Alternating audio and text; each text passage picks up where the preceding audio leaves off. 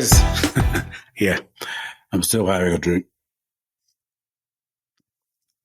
Some hot chocolate, some nice honey. Amazing. It's been, 9 years since Simba took sugar. So we're keeping it real. Now, because this is going to go on YouTube, yes, I've used certain terminologies for anatomy, but today I'm going to refer to her as the secret garden, just for this particular video. So if I say secret garden, you know exactly what I'm talking about. So the other day I was having a conversation with young guys about older women.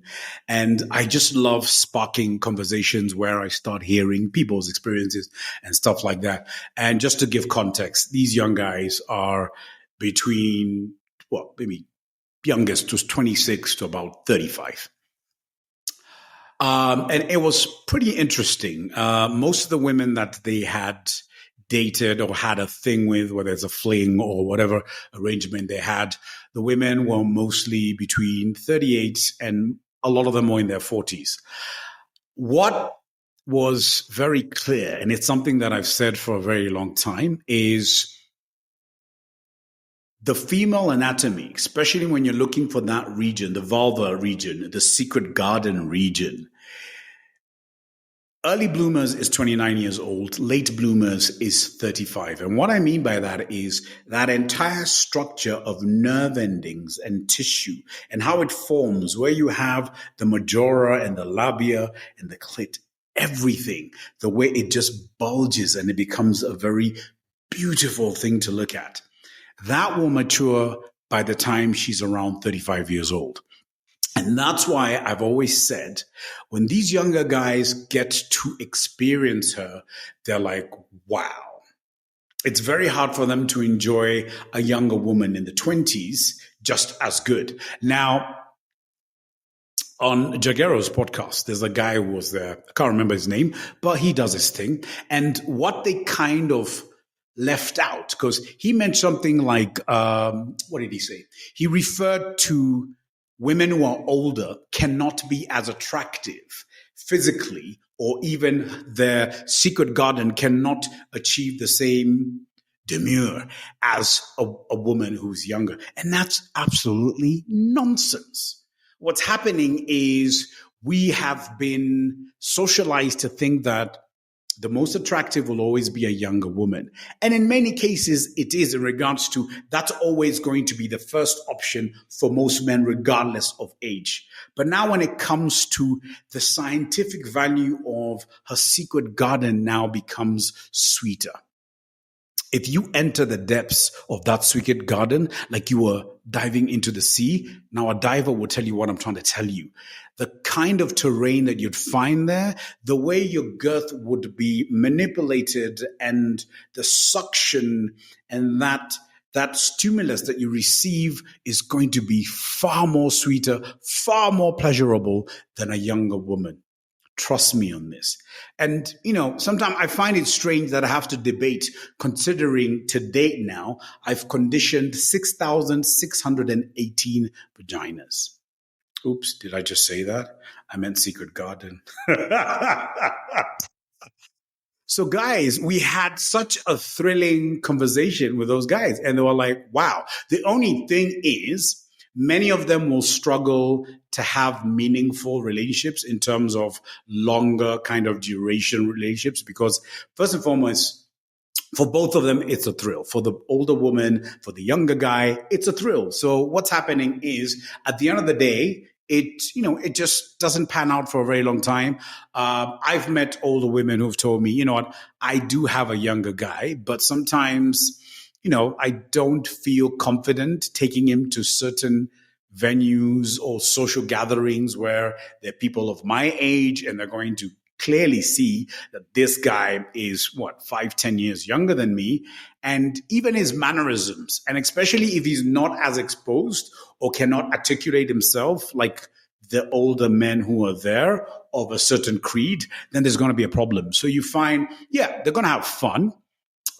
which, when it comes to sexuality, it should be about fun, to be honest. It should not really be about longevity. Longevity can be good, but it can also be a bit toxic. So my point of this was just to say that, yes, the older woman's secret garden is always going to be better in regards to the scientific sense of how her anatomy starts to mature as she matures.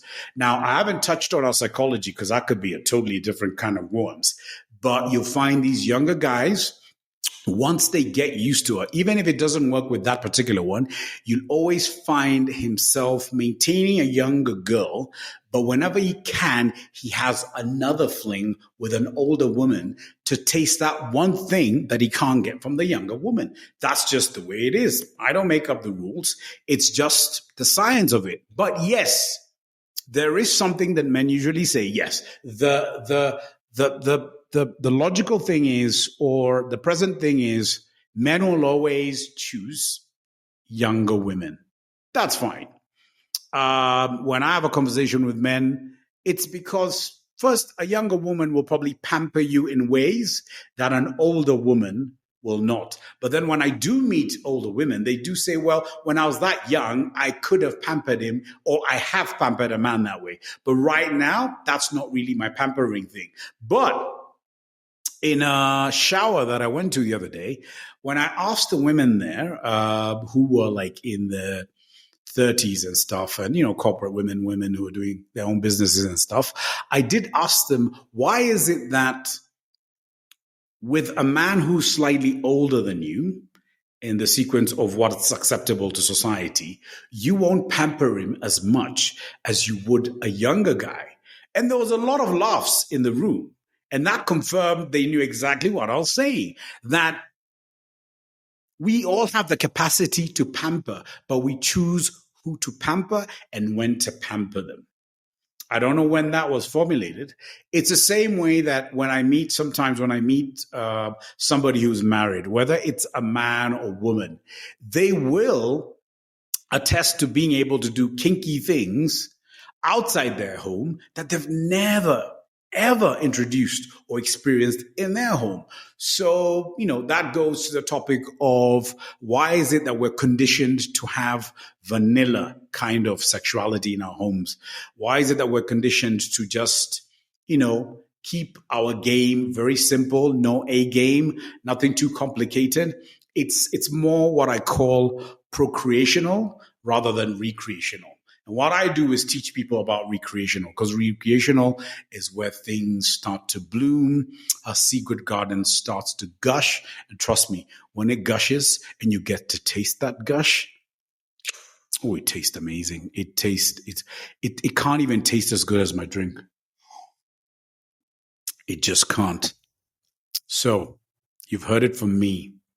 An older woman's secret garden is always going to be tastier, and it's always going to be sweeter.